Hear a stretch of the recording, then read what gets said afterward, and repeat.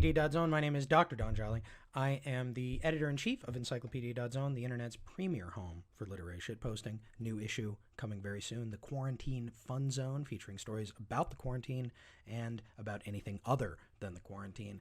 We got a lot of great submissions in the email and in the forum thread. Some of you have already heard from me. Even more of you are going to hear from me today and in the days ahead. Thank you so much for all of your work, and this is going to be an excellent issue. It's coming very soon. So today we're going to do something a little different on the channel because I think we could all use a break. You know, we got this coronavirus thing going on. We got dead bodies piling up in the fucking streets. We've got, especially in New York. You know, I lived in New York for 7 years. New York is now the epicenter of the viral outbreak here in the United States. People are talking about, searching out New Yorkers that travel out of state. They're being shut out of the rich New Yorkers are being shut out of their upstate domiciles. Rhode Island is going door to door to try and find these people out. I mean, I'm exaggerating a little bit here for comedic effect, but stick with me. It's a hard time for New York, and I was there for 7 years. I feel a very deep connection to the city, and I feel for them.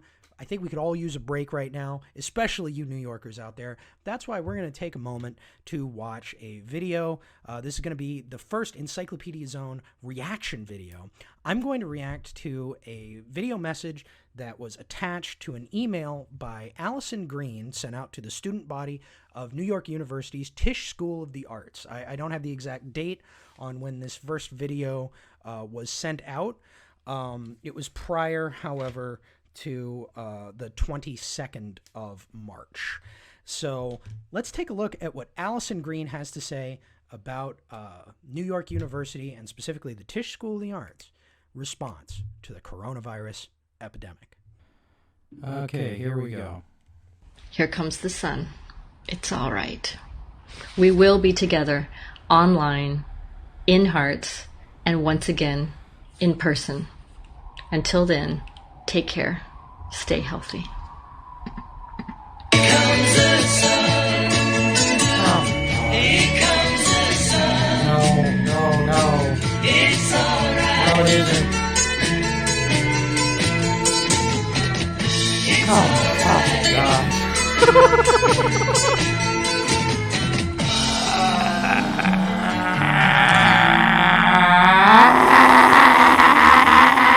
All right, that was terrible. But it wasn't enough. So Allison Green is the dean of the Tisch School of the Arts. The Tisch School of the Arts, like a lot of other universities across the country, I would imagine most universities at this point, because even Florida is now doing shelter-in-place restrictions, they are no longer meeting in person. Now everything is being done through distance learning, Zoom. They kicked the kids out of the dorms at NYU, according to Allison Green, because they want to use that space as emergency medical facilities. I don't know if it's emergency medical facilities for people with COVID or for people without COVID. Either way, the international students and students that were not, financially able to travel home, once again, according to Allison Green, are still being allowed to stay in housing. And I wonder how excited they are to be living now in an emergency COVID ward, if that is indeed the case. Once again, I'm extrapolating a lot of what's going on internally at NYU from the increasingly panicked messages that Miss Green has been sending to the student body, because the student body has been entreating her with increasingly panicked messages themselves. The student body of NYU Tisch, this is a performing arts school, so these are filmmakers, choreographers, basically a bunch of people who are going to be paying off their $60,000 a year fees and tuition for the Tisch School of the Arts far into the future in jobs that will not take advantage of the education that they have gotten at this ridiculous expense. So these kids are understandably upset, because how are you supposed to learn how to be a choreographer or an actor over fucking Zoom? Like, suddenly your $60,000 a year private school that, charges as much as it does and has the prestige it does solely because it is in New York. It is in the southern part of Manhattan, and it's Greenwich Village. It's a fucking... Like, I went to NYU. I got my master's degree there. The big attraction of NYU is its address, not the education that it provides. And now It's the University of Phoenix online, except it costs a ridiculous amount of fucking money. So the kids at Tisch are understandably upset. They want at least a partial tuition refund. And they're wondering why the school can't shut down. They have a variety of incredibly pointed and I think intelligent questions that they've been asking their dean, their supposed leader and representative, Allison Green, over the course of the last month. And, you know, Allison Green has been responding with as much care and empathy as NYU administrators typically do. There is a petition on change.org for Tisch students to get a partial refund on their tuition. Not even a full refund, partial refund, which as of this afternoon, when I last checked the total, was up to over 4,250 signatures, and it was ticking up steadily, second by fucking second. These kids are in, like, a lot of them are in fucking debt for the education that this school is supposed to provide. They are now, you know, in an they're living through the next Great Depression. They're incredibly economically insecure, and they are starting from this position of extreme disadvantage because of the financial burden of this bullshit education. So Allison Green has a lot to answer to, and this is why after the Here Comes the Sun video that we watched earlier, on the 22nd of March, which was a Sunday, she sent another email message, and I'm going to read some selections from that email. This isn't, you know, deceptively edited, but I did like elide large portions of this because she addresses student concerns, tells them it's not her, she doesn't have the power to refund or partially refund their tuition, and then justifies why that's the case. They're still paying for the facilities that the students aren't allowed to use, and you're going to get to use them when this is all over. Basically just like mealy-mouthed bullshit, and we'll give you a little selection of that here. I know that I upset some of you with my Wednesday email message, writes Allison Green, the dean of the Tisch School of the Arts, and I would like to apologize for that. I am sorry that in trying to be clear and transparent about tuition refunds, as this is a university decision made above the dean level, I did not acknowledge the heavy financial burden you are under. I reached out to some students who wrote to me. They suggested I make another video message because it is hard to read the tone of an email. This video is my way to stay in conversation with each and every one of you in our community. Now I am going to answer a lot of questions about finance and our plans for you. At the end of this message is another video dance. Freshmen in my lectures know this is the song I keep going in time. This is the song I keep going in times of distress. Dance along if you would like! Exclamation point. And when she's talking about what the response of the university is going to be, giving advice that she pulled off of an astronaut's YouTube video, you know, the astronaut who used to cut fucking Chris Hadfield or whatever, the used to cut the Bill Nye the Science Guy like Reddit meme videos. She takes his advice and repeats it in this email, telling people to keep a journal and, you know, stay up and make sure to take time for you. Take time for you. And of course, she's going to be there every step of the way. There will be Zoom Dean's Hangouts, Miss Green explains, and meetings so that I can connect with you. I wish I could feed you pizza or tacos. Unfortunately, my husband felt that stocking provisions was getting a month's supply of clam chowder. Anybody want a can? And finally, she's introducing this final vid that was attached to this message here, which once again was like her trying to dig out from pissing everybody off. This is her effort to like smooth it over with another saucy video dance, and this is how she introduces it. I am going to play for you part of the song that freshmen learn gets me going, even in the darkest moments. If you don't want to hear that right now, don't watch. Michael Snipes of REM clarifies that the song Losing My Religion is not about losing faith, but a Southern expression for losing patience, feeling frustration, or anger at circumstances that are out of your control. That's how I feel, but it's also a great song that helps me to keep dancing. And one day, in person, I want to dance again with all of you. Is that a dream? Well, it's one I will keep dreaming.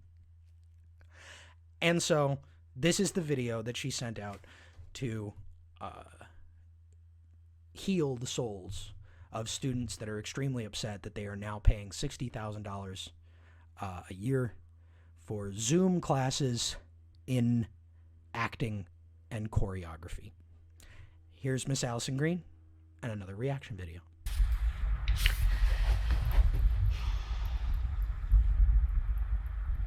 Now I'm sad, too much. I thought that I heard you laughing. I thought that I heard you sing. I think I thought I saw you try.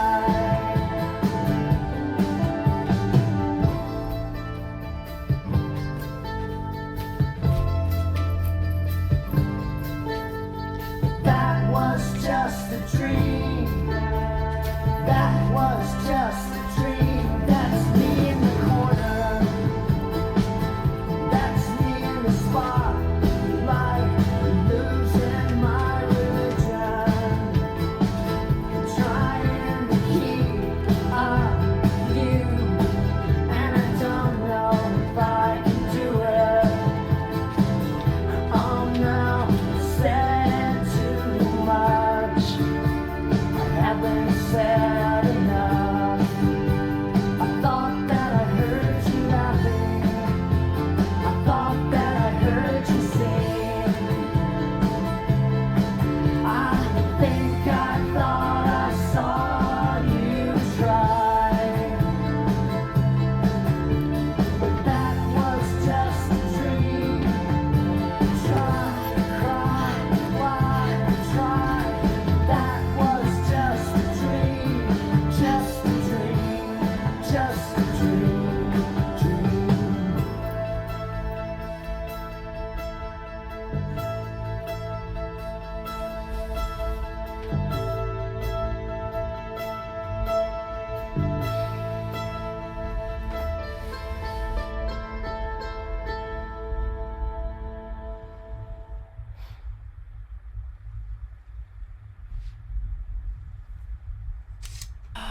Okay, so that was miserable.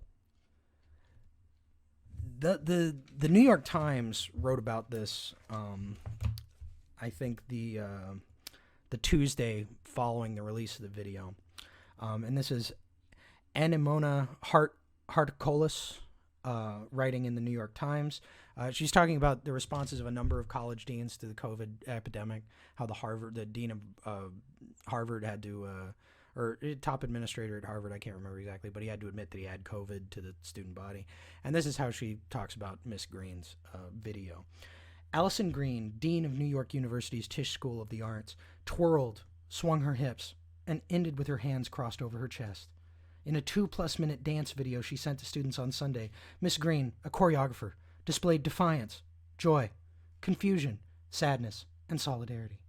She told students and faculty that they could choose to watch the video or not, and that she would not hold it against them either way.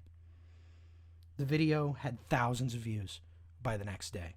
Speaking of the next day, that is also when the NYU Local, which is an independent blog covering news for the NYU community, published a story by Eli Yerman entitled "An Open Letter to Tisch Dean Allison Green, Please Stop," containing this quote, "We here at the NYU Local would just like to say, what the fuck is this?"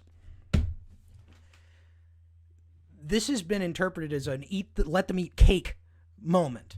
But, you know, I went to NYU. I got my master's degree at NYU. And even though I had positive experiences with a lot of the faculty who taught me directly, and, you know, I wrote some work that I'm extremely proud of for the Revealer magazine, which is published by the NYU Center for Religion and Media in the years after I graduated.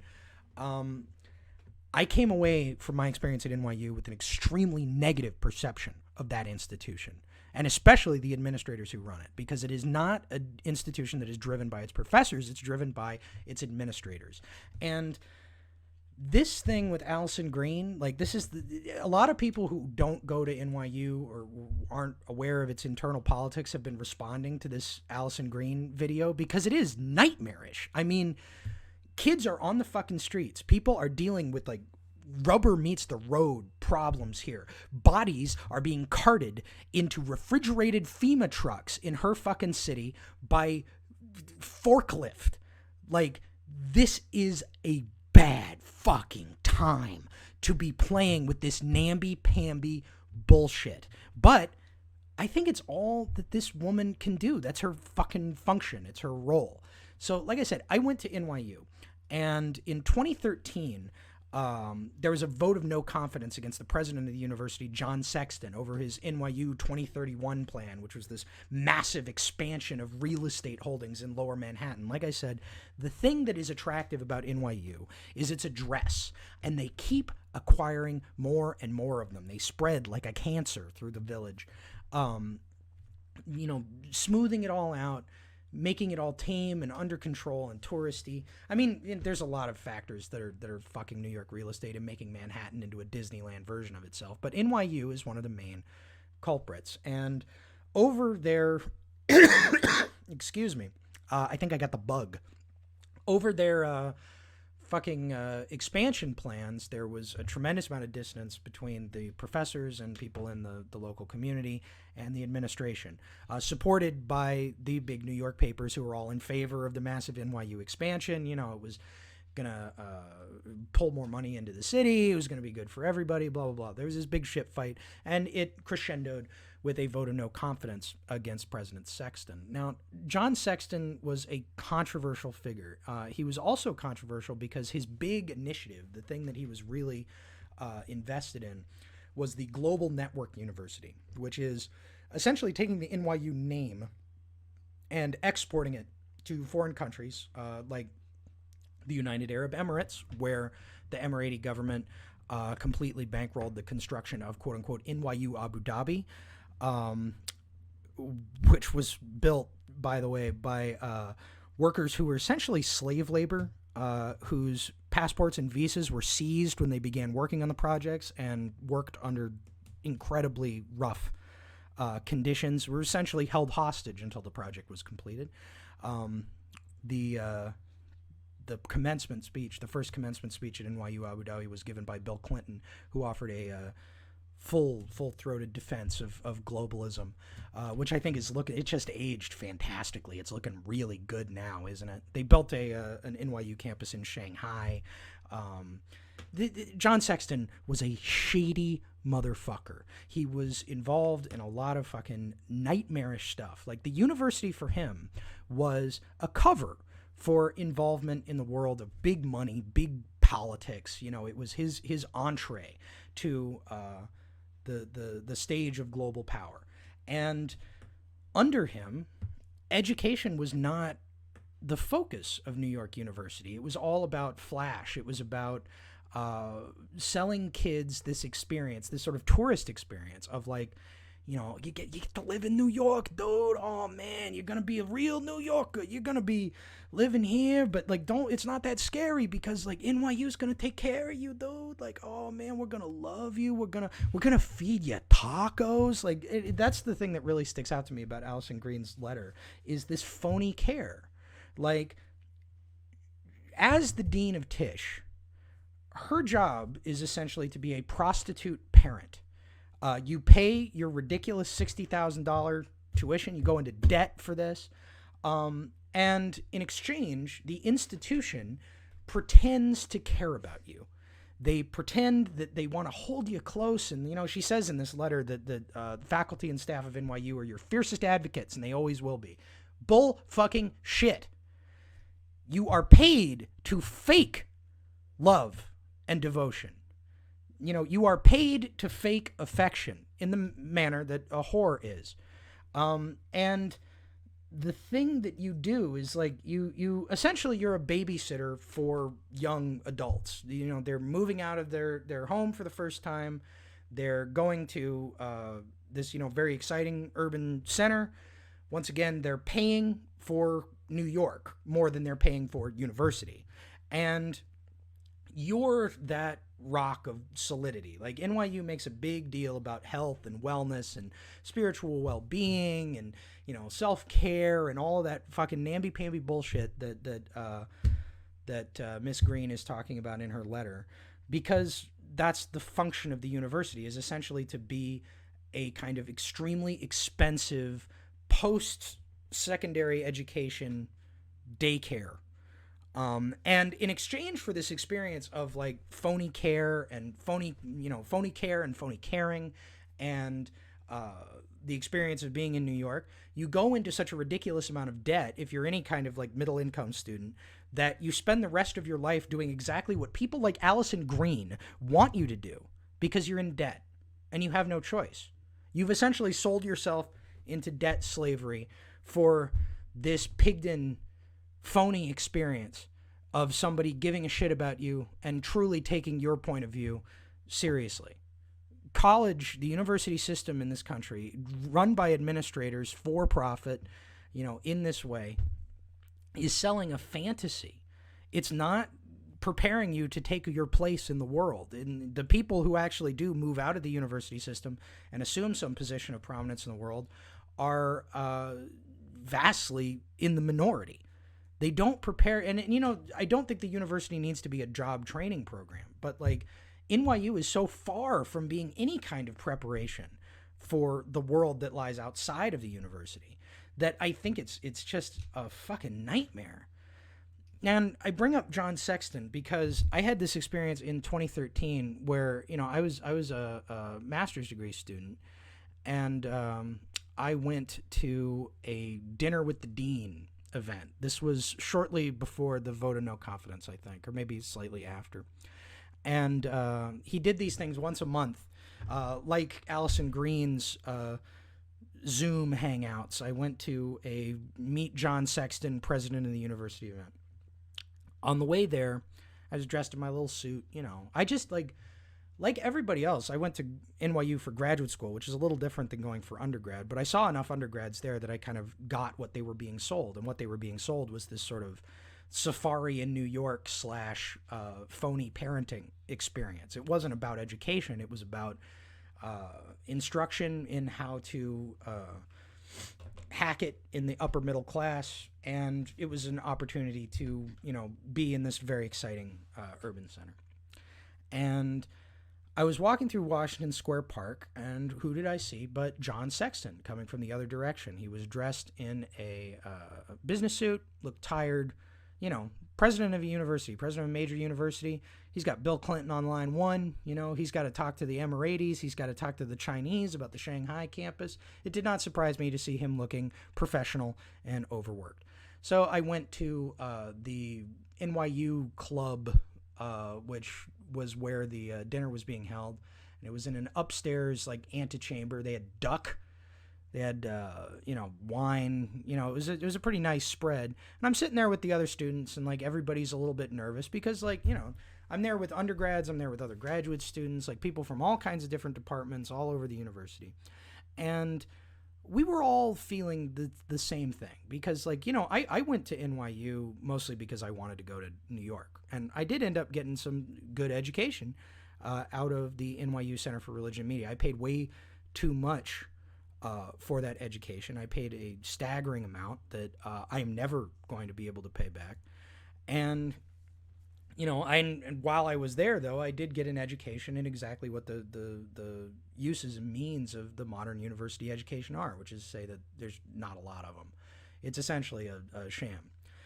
And we were sitting there waiting for the president, and, you know, we were all kind of in this same position where we were excited to be in proximity to power, because the sort of the implicit guarantee of this dinner with the president kind of thing is that you're making connections that could put you, you know, ooh, wow, you might, now that you got a university president on your side, like, who knows, dude, oh my God, you're climbing that ladder of success, you're moving up in the world, and everybody could feel it. There was a sort of a little electricity to it. And then the door opened, and John Sexton came through, and he was not dressed in a business suit anymore. He didn't look overworked. He was dressed in an oversized NYU sweater with a New York Yankees baseball cap, and he was holding a fucking dog, like a happy little pupper.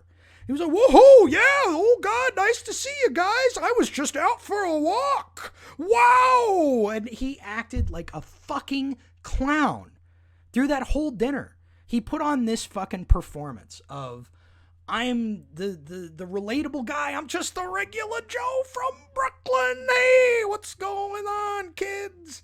And I suppose a lot of kids there were charmed by it.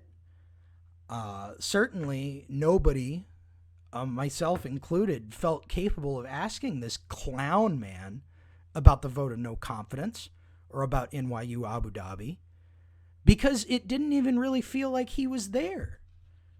It was a performance. And it's interesting because Tisch is the School of the Performing Arts. And Allison Green's little fucking dance. People have criticized. They're like, oh, she's a choreographer? Why does the dance suck? Because that's not the performing art at which she excels. Allison Green excels at performing empathy, the same way John Sexton did. They are performing that they give a shit about the kids that are in their charge. They are performing that they care about these people as anything other than numbers on a ledger. Is Allison Green completely cynical? I 100% believe John Sexton was, but is Allison Green completely cynical? When she turns off, the fucking REM, does she just cackle and sip white wine thinking about all the kids that are royally fucked because they can't, they're not going to be able to pay off loans for their fucking Zoom classes? No, I don't think so. I think that Allison Green, like a lot of well-intentioned educators and faculty members at America's universities, truly believes that she is doing something good. But she's been chosen by administrators like Sexton as the friendly face of a nightmare system that fucks kids over for life. I think that the primary frisson of our society right now is generational. It's not racial. And the reason I say that is because there's never been a larger psychological distance between people born, even just a few years apart. And that's because of technology. As someone who comes from the internet, I perceive the world and I digest information in a fundamentally different way than someone who was born in the mass media environment of television, or someone who was born under the rule of radio. I think that all of us today are cyborgs. We are not just human beings. We are human beings acting in concert with technology, and the technology available to us and the technology in which we spend our childhood and our adolescence has an extremely important foundational role in forming how we relate to the world. Allison Green, who communicates to her bereft and financially destroyed student body primarily through pop songs, is a television head. And here's the thing about television. Television only goes one way. It is a projection into its viewers. And those viewers really have very limited means to affect what comes at them. Like, basically, you can switch channels, you can switch flavors of information, but you have no serious ability to talk back to what is coming at you through the television, aside from writing those dreaded sponsor letters that made Rod Serling split from, serious contemporary drama to fantasy in the early 60s, or voting, about which more later. The New York Times, when they wrote about this, they said, that Green told students and faculty that they could choose to watch the video or not, and she would not hold it against them either way. Like, they're complimenting her for that. That's the extent of her fucking empathy and care, is, I don't mind if you don't watch my broadcast. This implies, like, the fact that this is called out in the New York Times story implies that, like, under normal circumstances, the dean of Tisch would sort of demand that everybody pay attention to her fucking inane, TikTok, essentially. But she's not making that demand now, because she recognizes that times are tough. But she also seems to think on some level that even these tough times, these dead bodies in the street times, are ultimately about Allison Green. And that's the other thing about television heads. Like, when all you do is receive, you never give back, you get a very big head, and in a very weird way, because the experience of watching television is the experience of having a succession of extremely attractive people in advertisements and in shows. They're funneled into your home, and they're trying so hard to entertain you. Like, you know, there is a sense of sort of divine command that comes from being a couch potato. It's like the NFL is all working for you, that like you're a Roman emperor with these mighty warriors duking it out on your behalf. Johnny Carson is out there just so hard getting these jokes for you, and all these celebrities are stopping by, and oh man, you know, everybody wants you to try their toothpaste. Everybody wants you to buy their toy or their car. You know, it's you are so central to that television narrative. And the thing about the internet is you learn really fucking quick. You are not central to any narrative unless you like create a narrative around yourself, which has its own set of problems, but it's a very different psychological place than the television mindset that could lead somebody to look into the face of a global pandemic and the economic destruction of the students in their charge and respond with, well, here's what Michael Snipes had to say. Jesus fucking Christ, Allison. You know, all I'm going to say is I hope this thing doesn't get as bad as it might, because your address is really easy to find. And this sort of let them eat cake bullshit is not going to fly much longer. Anyway, NYU. It's a hell of a drug. And we'll be back with more Encyclopedia Zone very soon. This video was brought to you by our Patreon backers. Go to patreon.com/HRC2020 if you want to support the channel, and go to encyclopedia.zone for the best in literary shit posting. Don out.